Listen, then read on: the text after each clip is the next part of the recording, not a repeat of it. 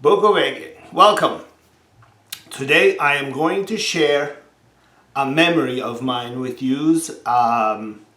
It's a memory that took place in the political scene in Turkey, and I'm curious if you will see the parallels to what might go on here in the United States.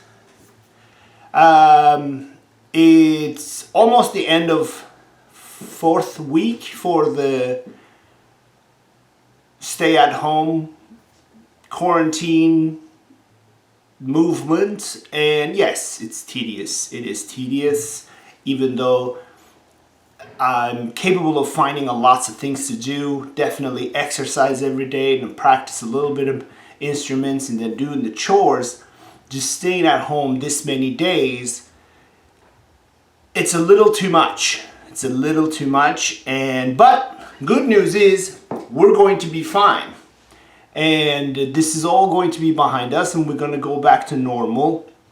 And when we go back to normal, I am going to warn the Democrats to pay attention to a different ratio. Rather than the coronavirus death ratios, I want Democrats to start paying attention to a ratio.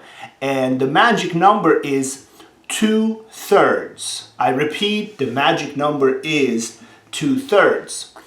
Why should they be worried about this ratio? Why should they pay attention to this ratio? And here's my memory from Turkey. This is back in, I want to say, 2002, 2003, before I moved to the States. The political environment changed rapidly. And around that time, maybe early 2000s, there were people in Turkey, politicians, who were banned from the political scene.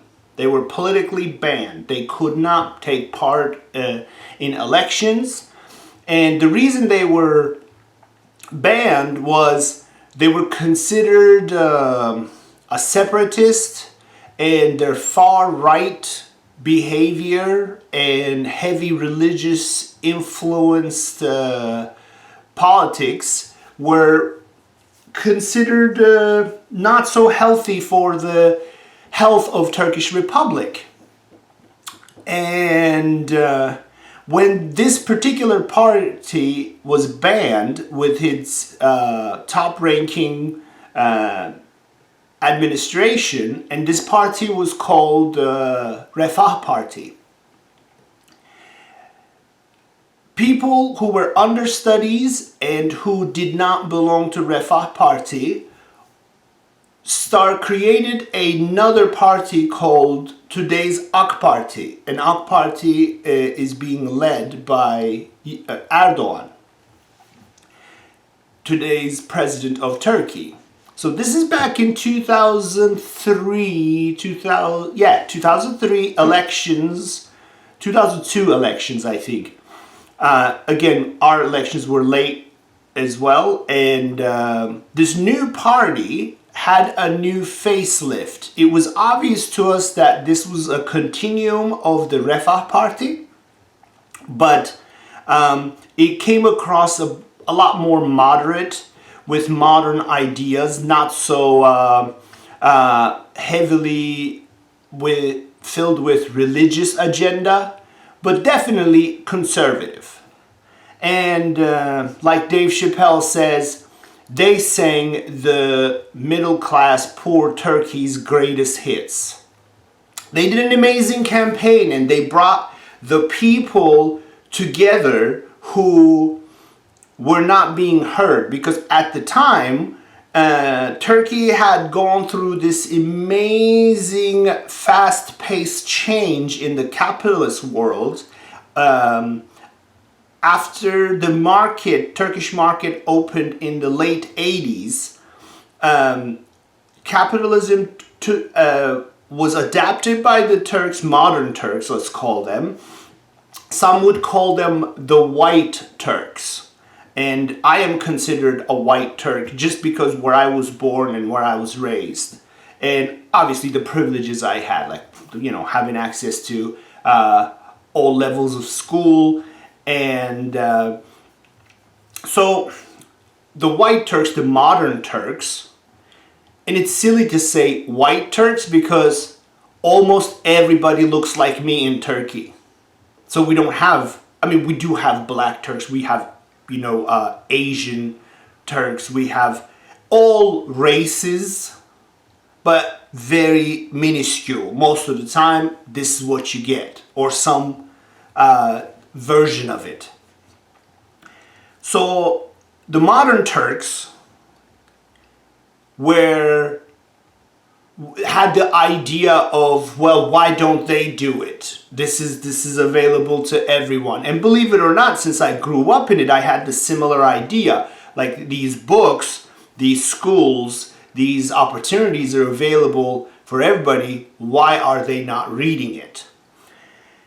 So the new party, AK Party, embraced all these people, let's call them, who were left behind. They ran an incredible elections campaign, and they won. And the way they won majority of the seats in the parliament, which gave them the opportunity to lift the ban, the political ban, off of their generals from the prior party. And Erdogan was one of the banned people. They lifted that ban right after the elections, and then within 2 months they claimed in a city in Turkey, which is the furthest southeast corner of Turkey, it's called Hakkari. This is where the tribe leaders, majority of the tribe leaders live, and then the population answers to these tribes, and they're part of this social economical circle. And these tribe leaders also believe in tradition, conservative values, as well as religious values. So in this place called Hakkari, they claimed that the elections were skewed, so they needed to rerun the elections there one more time. And within 2 months from the first elections, they created another election, and Erdogan went into race from that city, and that city chose AK Party. Thus, Erdogan got himself a seat in the parliament. With his winning party already in place, immediately he became the prime minister of Turkey. This happened in a very short time, and I'm going to take a quick pause here to remind you this is the same or a similar play from the playbook of when George W. Bush Jr. won against Al Gore. By someone claimed that Florida count was not correct, so they recounted, and then George Bush came out as the winner. So very parallel maneuvers there. And this had happened prior to the Erdogan thing. So I'm assuming we copied the play from United States and Turkey to get this done, or Erdogan and his team did. And later, since they had the majority of the parliament, they could change rules and regulations quickly because they had the majority of the vote to do so. While they were doing that, they had another strong election, and now they got enough seats in the parliament. They had the majority of the seats. Now they had a certain ratio of the seats where they could change the constitution. And as they're changing the rules and regulations of elections, and they had a certain ratio in the parliament to change the constitution, all these maneuvers opened the way for Erdogan to be at the helm indefinitely. Basically, they removed the amendment in regards to presidential terms. You see where I'm going here? This is what the Democrats need to really pay attention to. Because Democrats, the way they communicate, their style of communicating with one another, it's a terrible tactic. Acting like children and very nasty, I would call it, and very vindictive behavior is causing Democrats to divide among themselves. Thus, the votes are getting thinner and thinner. And as these votes get thinner and they don't have a particular leader at the helm that can bring all of them together. Like if you look at Obama brought almost the country together. Yes, I read my Facebook feed when Obama was at the helm, and some fucking Obama thing came out, and everybody was just blaming Obama for everything, and some of them rightfully so, some of them was baseless. Some people called Obama spear chucker along the way, so you could also feel the racial undertone. But Obama had this character and attitude to bring people together. Now, despite of what you feel about Trump, Trump has that kind of charisma as well. He is bringing people together. There are certain people who go like, this is the guy that can help us. He does give you that emotion. Despite of what you think, despite of what I think, the proof is in the pudding. You're watching this.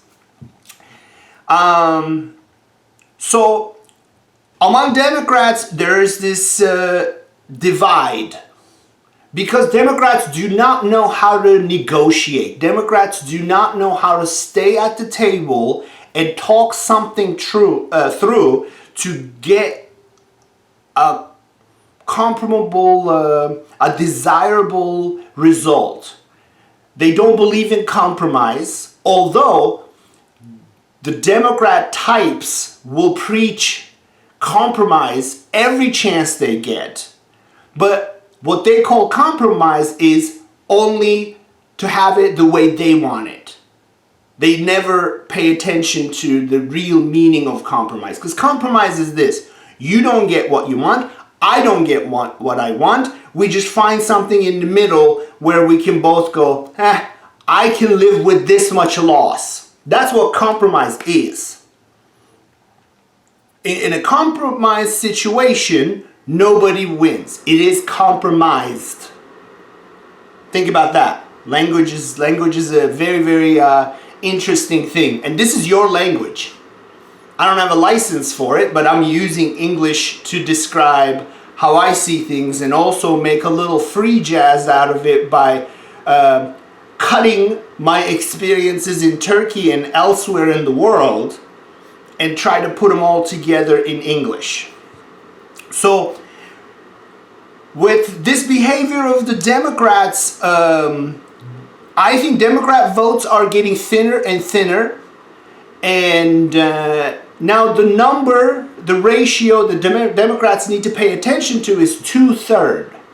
2/3 of the parliament and 2/3 of the House as a majority. Whoever occupies that gets this incredible power to run United States. This is all technical. This is not a tinfoil hat idea. This is technically possible. These procedures are in the books. If you Google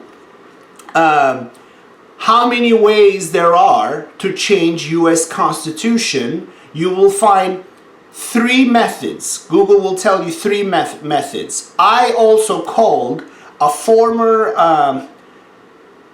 history, US government, and anthropology teacher to confirm these methods. And the way he described me was, out of these 3 methods, only one of them was used. Up until Roosevelt in the United States, the presidency, the terms of the presidency went strictly by tradition. Because the founding father, Washington, was at the helm for 2 terms, and the rest of the presidents that came along stayed maximum for 2 terms, honoring that. But when Roosevelt became president, the Great Depression, the war, and other factors of that era forced him to stay in that chair for 3 terms. And this is when the Parliament and the Senate said, the House and the Senate said, well, maybe we need to regulate that. And after Roosevelt, the amendment was added in regards to the presidential terms to limit it to 2 terms.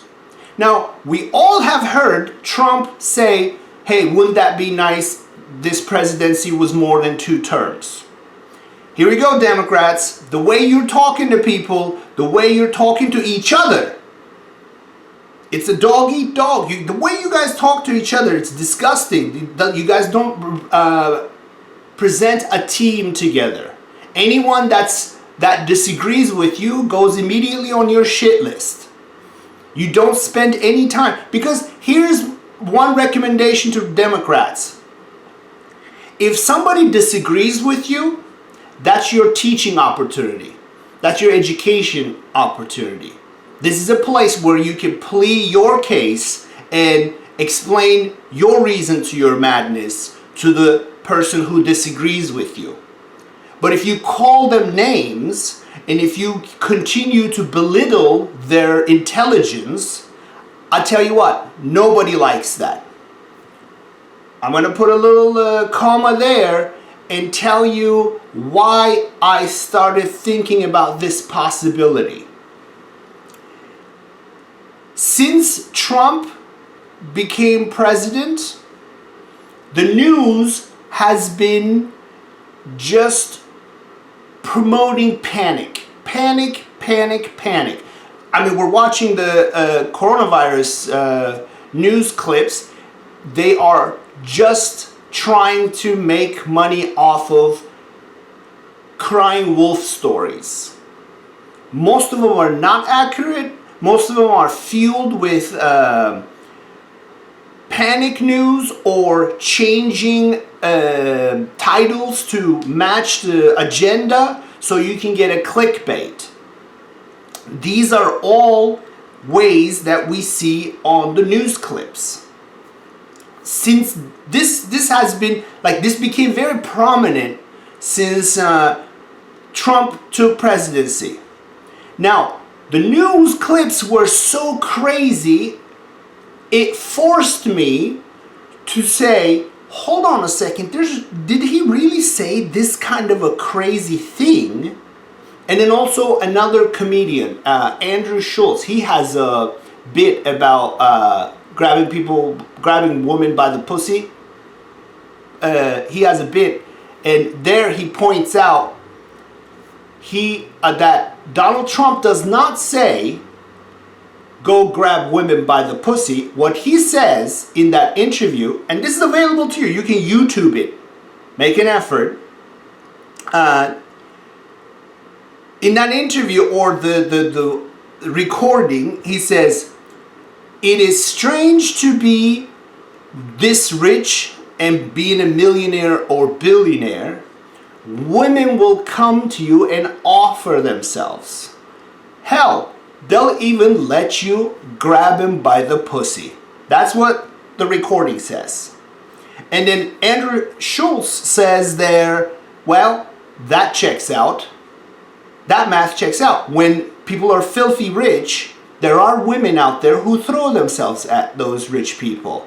This is not all women, but we know that there's this group of women who will throw themselves at rich people, or at the end of money, they'll let everything that Me Too is against, these women will let you do those things to them for money.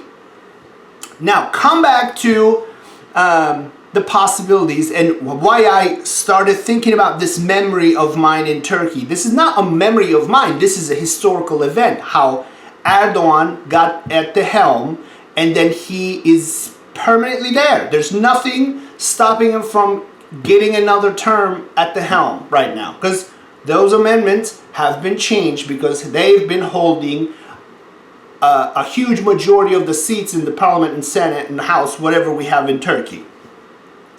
Now, Democrats, the way you guys been, So, I started listening to Trump's speeches, top to bottom, including all the coronavirus briefings and whatnot. So, this shitty, negative, panic infused news doesn't mess with my mind.